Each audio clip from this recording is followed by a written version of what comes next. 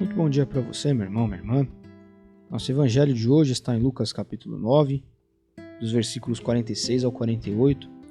É um trecho bem curto do evangelho que a igreja nos propõe para hoje. E aqui nós vemos os discípulos discutindo sobre qual deles era maior. E quando Jesus percebeu a importância que eles davam a isso, colocou uma criança ao seu lado e usou essa criança, então, para ensinar algo àqueles homens, dizendo: quem recebe uma dessas crianças, como eu estou fazendo, também me recebe, e quem me recebe está recebendo aquele que me enviou.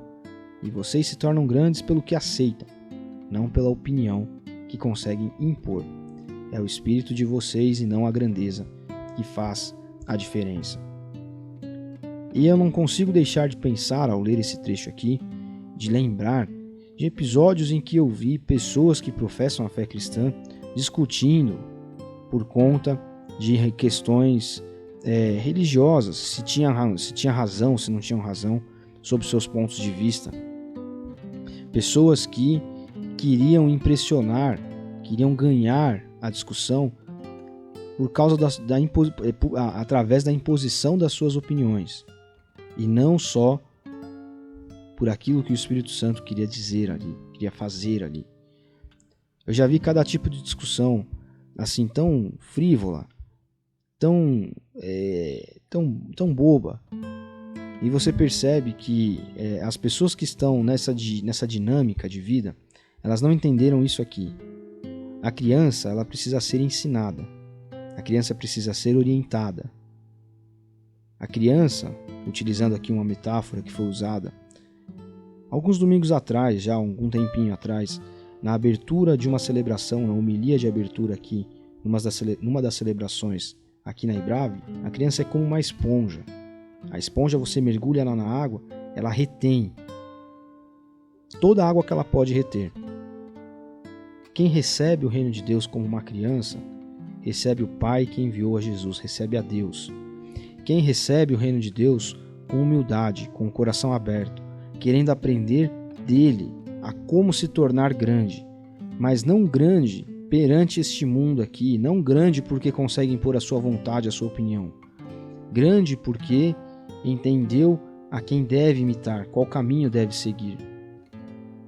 Veja, eu já vi pessoas discutindo sobre qual tipo de versão bíblica outros crentes ou a igreja deveria ler.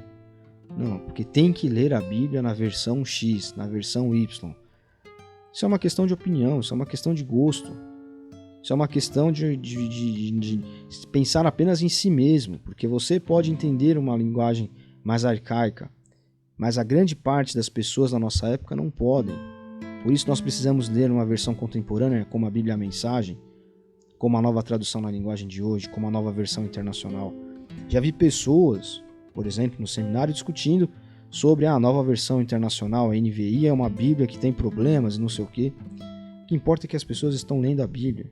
E não é uma Bíblia herética, como é a tradução do Novo Mundo, por exemplo, que altera trechos do texto, que aí sim é problemático, não deve ser lida. Mas eu estou usando tudo isso só para te mostrar que, veja, essas pessoas não entenderam que o reino de Deus é das crianças, é daqueles que precisam ser constantemente ensinados e orientados. O que você faz com uma criança? Eu tenho uma criança pequena em casa, eu passo por isso. Você ensina: olha, aqui é quente, tá vendo? Encosta a mão lá na quentura, fala: olha, tá vendo que tá quentinho? Vai te machucar. Olha, cuidado ao descer do sofá, porque desce dessa forma, porque senão pode cair e bater a cabeça. Olha, não chega perto da tomada, que você dá um tapinha na mão e você tampa a tomada. E você tem meios, então, de fazer com que essa criança seja orientada, seja bem encaminhada, entenda, perceba, aprenda. É assim que nós precisamos entender o reino de Deus. É assim que a vida em comunidade deve existir. A vida em comunidade, a vida em igreja. Nós estamos todos como um grande berçário, uma grande creche. Jesus está aqui no nosso meio, nos orientando, nos ensinando. E claro, muitas vezes nós aprendemos as coisas uns com os outros, como as crianças aprendem a andar muitas vezes, tomam coragem de dar os primeiros passos, de verem os outros andando, de verem os coleguinhas andando. E nós precisamos entender o reino de Deus não como algo que eu quero, de acordo com a minha vontade, mas é de acordo com o que Ele quer dentro de mim. As minhas ações não são pautadas pelo que eu quero, por como eu sou. Eu sou assim mesmo e pronto. Minha família é assim, então eu herdei isso. Não. Jesus quer transformar isso dentro de nós. Jesus quer nos tornar semelhantes a Ele.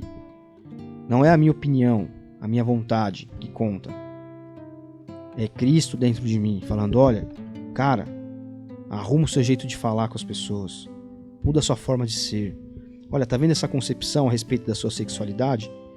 Altera isso, porque isso não está do meu agrado. Olha, tá vendo essa sua vontade de fazer tudo pela sua própria cabeça? Tá vendo esse seu amor desenfreado pelo dinheiro? Tá vendo que você está se desvalorizando quando você sai com várias garotas, com vários garotos? É isso que Cristo quer fazer dentro de nós. Porque pelas nossas próprias concepções, a gente vai apenas vivendo, vai apenas fazendo as coisas. Mas Ele olha para dentro de nós, ele fala para nós assim, olha, você é como uma criança. Quer ser meu seguidor? Quer aceitar o meu reino? Então seja como uma criança. Queira ser uma folha de papel em branco em que eu vou escrever as coisas. Queira ser orientado, queira ser discipulado. Esqueça essa sua opinião aí a respeito de qual Bíblia as pessoas precisam ler, qual versão bíblica.